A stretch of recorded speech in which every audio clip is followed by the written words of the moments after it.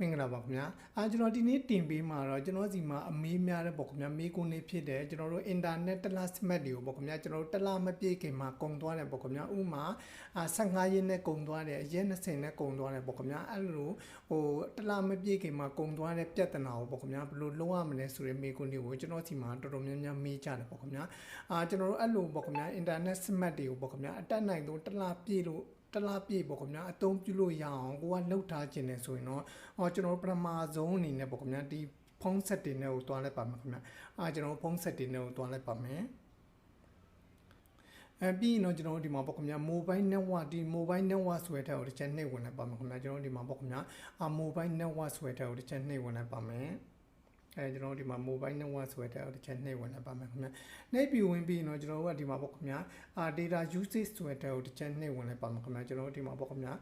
data usage ဆိုတဲ့ကိုတစ်ချက်ထပ်ပြီးတော့နှိပ်ဝင်လိုက်ပါမယ်အဲ့ဒီမှာကျွန်တော်တို့ကဒီမှာပေါ့ခင်ဗျာdata saving ဆိုတဲ့ cell ကိုတစ်ချက်ထပ်ပြီးတော့နှိပ်ဝင်လိုက်ပါမယ်ခင်ဗျာကျွန်တော်ဒီမှာ data saving ဆိုတဲ့ကိုတစ်ချက်ထပ်ပြီးတော့နှိပ်ဝင်လိုက်ပါမယ်အဲ့ဒီမှာကျွန်တော်တို့ဒီမှာပေါ့ခင်ဗျာ data saving ဒီ clock ကလေးပေါ့ခင်ဗျာဒီ clock ကလေးကျွန်တော်တို့data saving ဒီ clock ကလေးပိတ်နေပေါ့ခင်ဗျာဒီ clock ကလေးကိုဖွင့်ပေးလိုက်ပါခင်ဗျာဒီမှာ turn on ပေါ့ခင်ဗျာ turn on ဆိုတဲ့ဒီ clock ကလေးကိုနှိပ်လိုက်ပါမယ်ခင်ဗျာအဲ့ဒီမှာကျွန်တော်တို့ကဒီမှာပေါ့ခင်ဗျာဒီနေရာမှာထပ်ဝင်ကြည့်လိုက်ပါခင်ဗျာကျွန်တော်တို့ဒီမှာပေါ့ခင်ဗျာဒီမှာ electric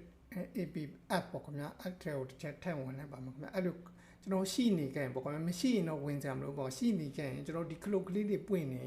ဒီ clock ကလေးကိုတော့ကျွန်တော်ပိတ်ပေးလိုက်ပါခင်ဗျာဒီ clock ကလေးတွေကိုပိတ်ပေးလိုက်ပါမယ်အဓိကဒီ clock ကလေးပေါ့ခင်ဗျာဒီ clock ကလေးဖွင့်နေဖို့အဓိကပေါ့ခင်ဗျာကျွန်တော်တို့ဒီပါdata saving ဆိုတဲ့ဒီ clock ကလေးဖွင့်ထားမှာဖြစ်ပါတယ်ခင်ဗျာဒါဆိုရင်တော့ကျွန်တော်တို့ရဲ့ကိုယ့်ရဲ့ internet တလား smart တွေကိုပေါ့ခင်ဗျာအတက်နိုင်ဆုံးတလားအပြည့်အသုံးပြုလို့ရမှာဖြစ်ပါတယ်ခင်ဗျာ